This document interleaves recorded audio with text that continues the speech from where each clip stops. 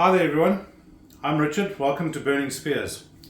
Today I'm going to be reverse searing a ribeye. That's the steak of choice today, and I'm going to explain to you why in my opinion the reverse sear method is the best way to cook steak, and of course when you should reverse sear as opposed to direct sear. So if you look around on the internet, the perfect thickness of a steak is 1.5 inches.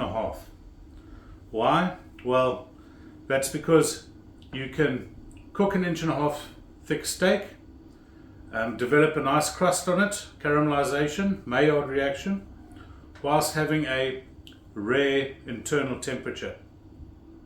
So nothing wrong with a direct grilled steak, 1.5 inches thick, beautiful, and it is perfect. There's a steak cooked well is perfect, right?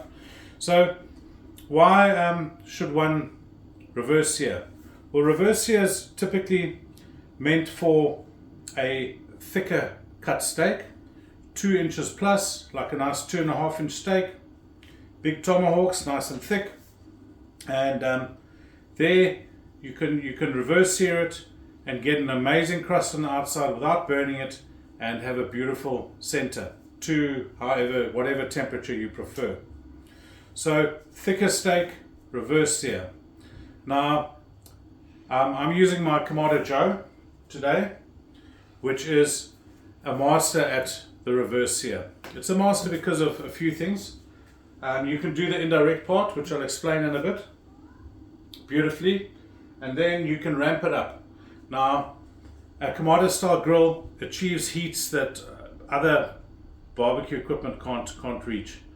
You could do the reverse sear method on fire, but for the reverse sear part of it, you would have flames, you would have coals right under the grill, and that's the way you could achieve something similar.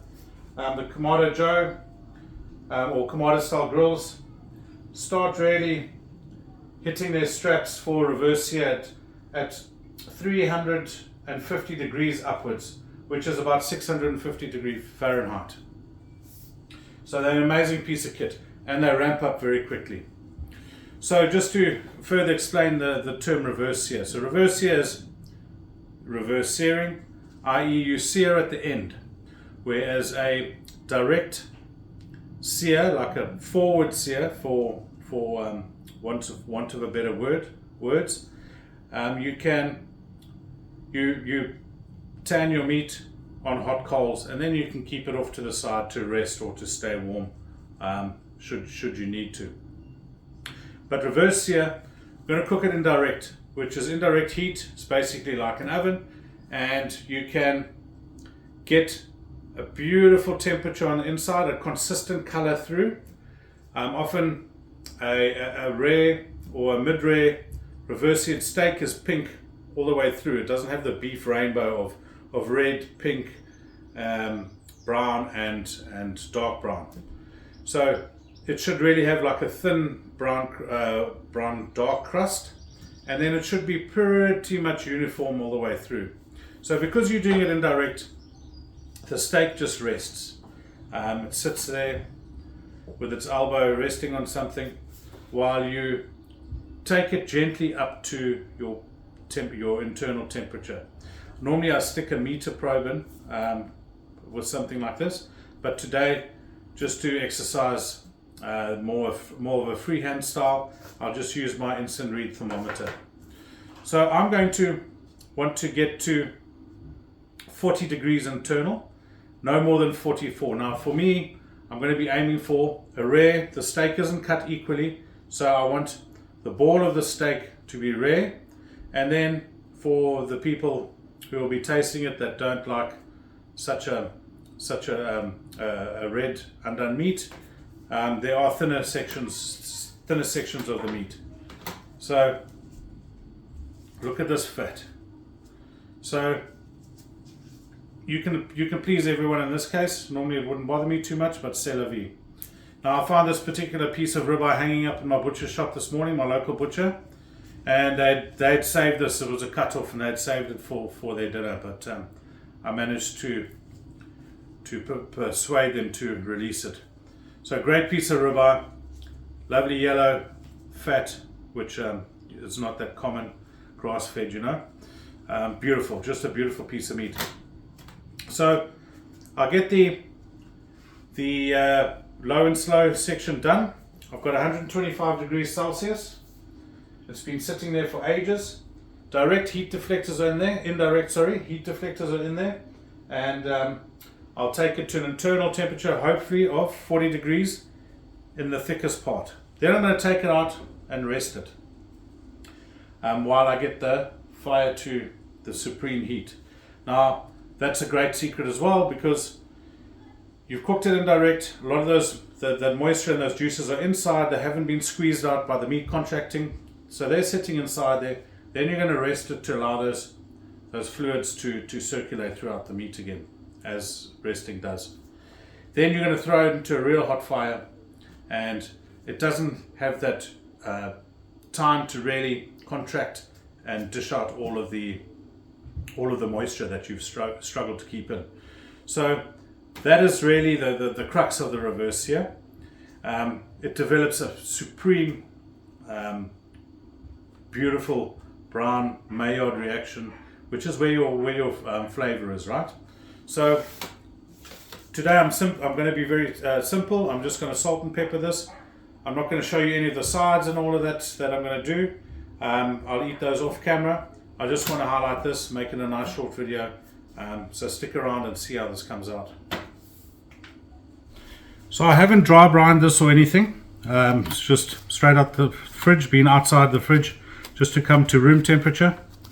And kosher salt, and apply it liberally.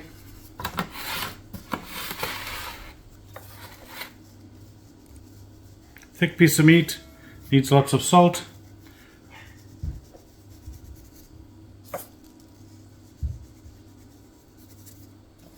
Freshly ground black pepper as always.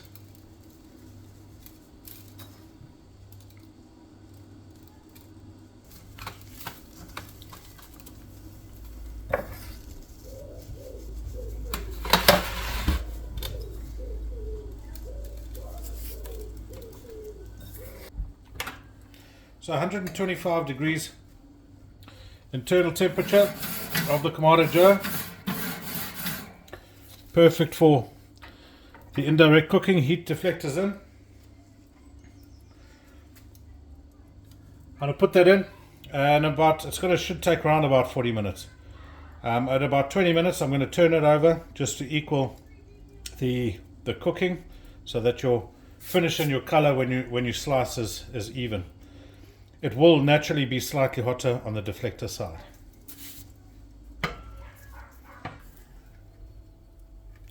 Okay, so it's been 25 minutes. I got stuck watching some YouTube. Let me temp this. 32, 41. Remember, I'm focusing on the thicker part. Now, of course, I'm going to get to turn it.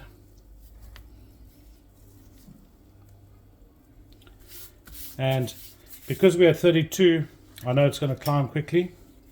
I'm going to come back fairly soon, definitely within 10 minutes. But hopefully I've got some more evenness of cook on the slice. Okay, so it's another 10 minutes. It's 30 minutes total. 42. So time to come out. I got you just in time. Touch over, but as you see, the thinner parts are a little higher. And now to rest. Right, so while it's resting,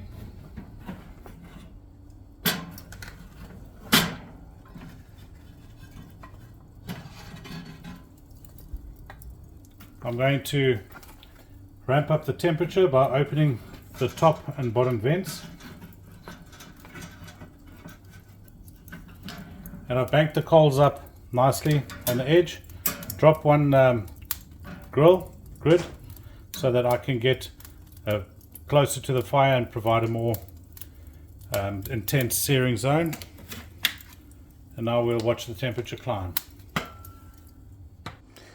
Okay, so literally like 6 minutes later, I'm up at 345.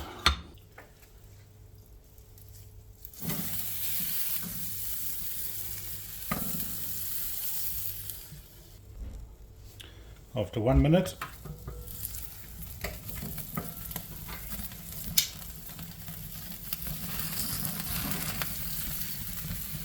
beautiful crust.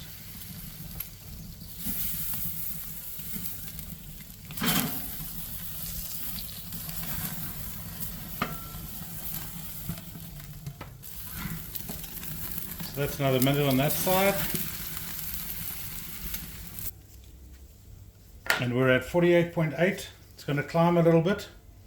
So that is going to rest now. Right, so I've let this rest for 15 minutes as long as I can. You can see there's not much juice or blood out of the resting. Important to have racks like this to rest on so that you've got and maintain airflow underneath. Let's have a look.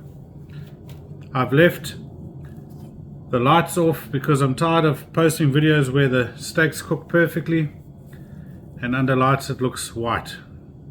My poor reputation.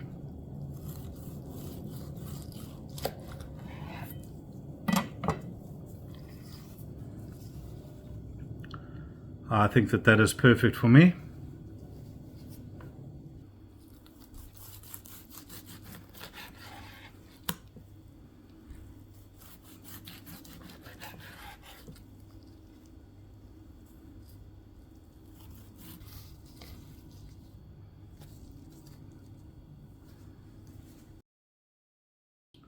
Cheers. Stay hydrated.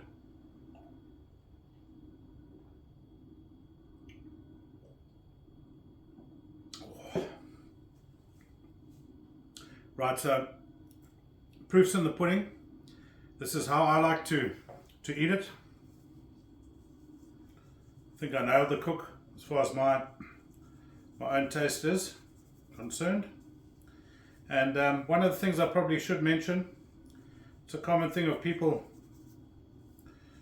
not being able to get it up properly, the temperature that is. So you need fresh coal in a Kamado Joe to get those high temperatures. If you're using a lot of old coal, you won't get those temperatures. So nice full tank of fresh coal, and those temps are achievable. Otherwise, if you're cooking it on fire, lots of flame, lots of coal right underneath that grill, and you can flip it.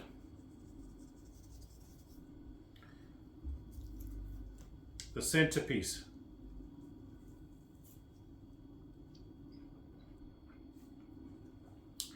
That is so good, it almost tastes like rum. Has a little bit of tear because it is cooked rare.